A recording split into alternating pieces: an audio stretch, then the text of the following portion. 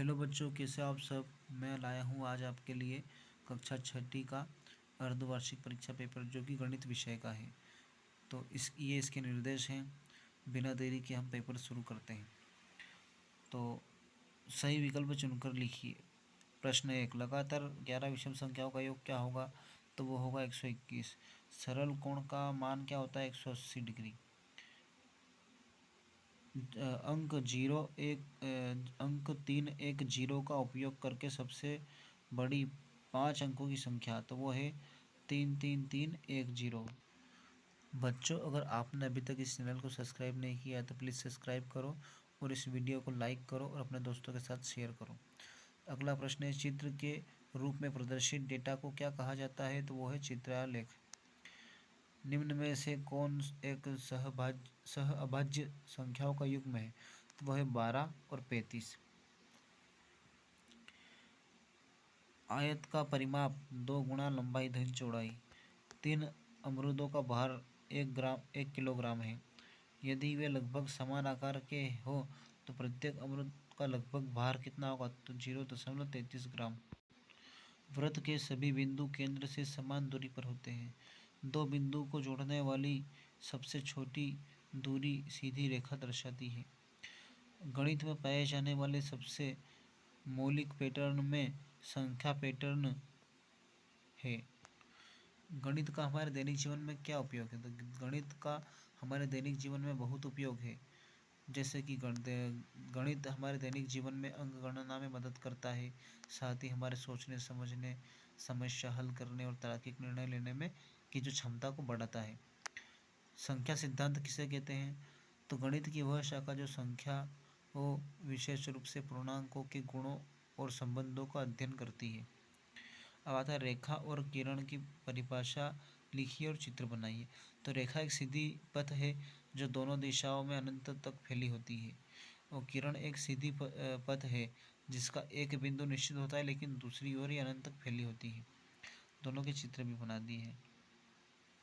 न्यून कोण, तो 0 डिग्री से लेकर 90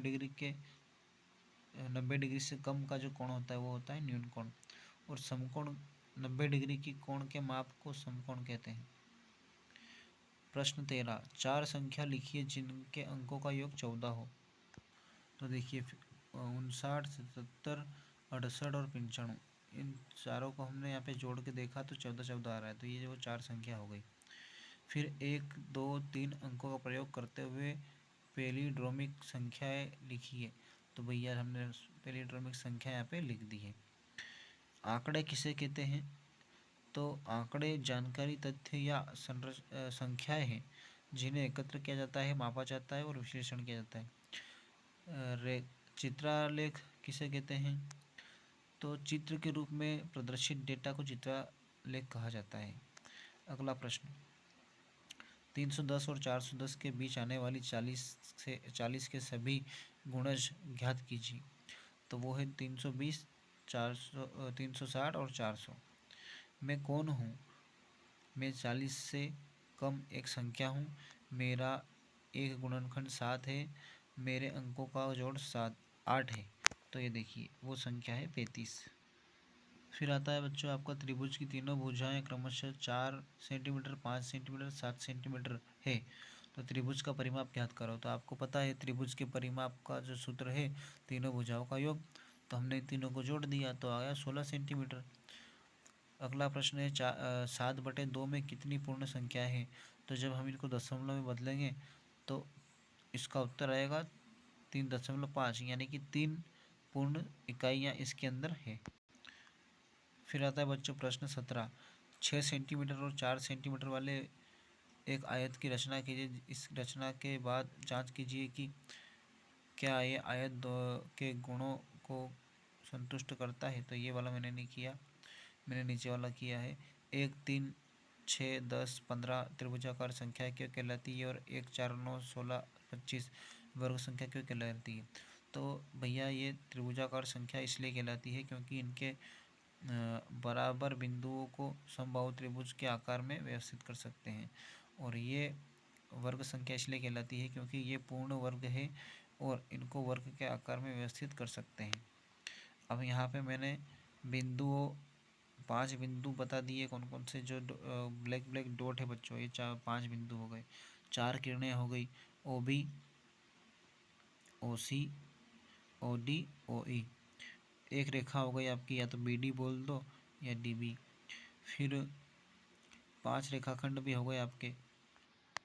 अथवा चांदी की सहायता से निम्न डिग्री की माप कीजिए। तो एक बनाया 110 डिग्री का, एक बनाया 75 डिग्री का। 5 अंकों के सबसे बड़े और सबसे छोटे पैलिंड्रोम का योगफल क्या होगा और उनका अंतर क्या होगा। तो भैया 5 अंकों की सबसे छोटे और सबसे बड़े पैलिंड्रोम मैंने लिख दिए, 99999 और 1001।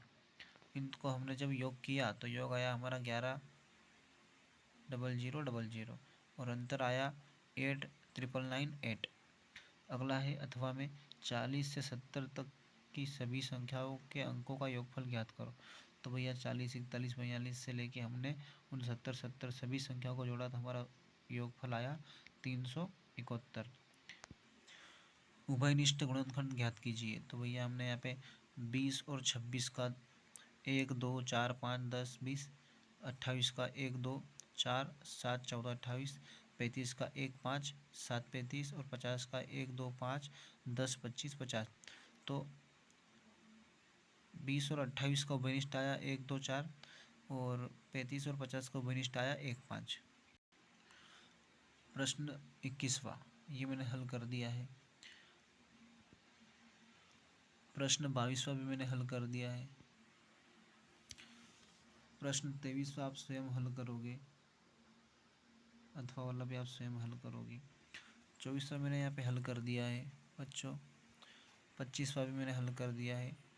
ये 25वां भी हल कर दिया आपके लिए। 25 का अथवा वाला भी हल कर दिया। और ये 26 की मैंने आकृति बनाई है, देखिए ये अच्छे से नहीं बना पाया क्योंकि पेन था मेरे पास। तो बच्चों ये था आपको कक्षा 6ठी का पेपर। अभी तक आपने इस चैनल को सब्सक्राइब नहीं किया तो प्लीज़ सब्सक्राइब करो।